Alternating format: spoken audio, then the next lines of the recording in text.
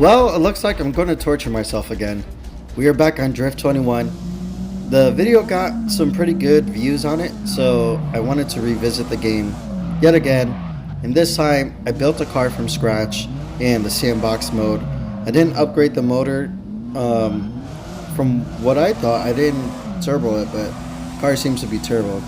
And yeah, I feel like the camera views in sim racing games, especially when it comes to drifting, play a huge part in your reference points and the feel of the car. So I did the third person and it just wasn't clicking. The wheels look really twitchy in the front.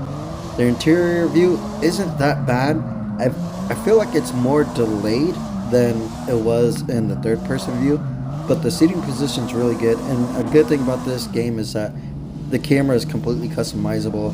So I figured I'll jump on Manami and try my hardest, since I know this track like the back of my hand, to like get down these drifts. And we're doing a little bit better.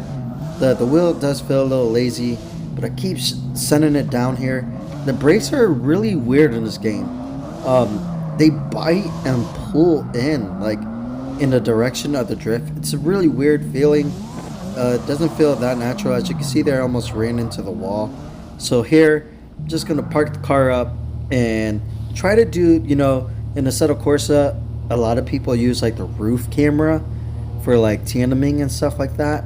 And I really enjoyed that view a lot in Assetto, and in CarX, it helps a lot with my tandems and my proximity. And I want to see how that translates here in DRIFT21. And with that little shimmy right there, I mean, the inputs seem really good. I like how I could see the wheel at angle right there, so I can like get a gauge of my steering inputs. Yes, we have a dial at the bottom, but that doesn't really do anything for the drifting. Just showing your supposed angle. But yeah, look, I even tried to kick it out to the wall and the car just gripped up. I did dial in like suspension settings that I'm familiar with from real life. It seems to help quite a bit. I will probably revisit this car again and try changing like the tires and seeing what the different compounds do to help with the feel. But as you can see here, we're actually drifting. We're holding a pretty decent line, and I keep just sending it. Just send it. Try to get faster. And I think with speed, the game feels better. The slower, tighter corners seem to be off somewhat in the steering input. You can see in the top right corner like what I'm juggling with. It doesn't seem too realistic, but we're giving it the best shot that I possibly can. And as you can see here, we're threw it in at the very bottom of the hill, and we're gonna power through. A little clutch kick here and there on the limiter, sending it up. The power band is really unpredictable in this car. So sometimes I could be on the limiter in second, and other times I could be in third at low RPM and clutch kick it, and it'll get the wheel speed up to make this thing drift.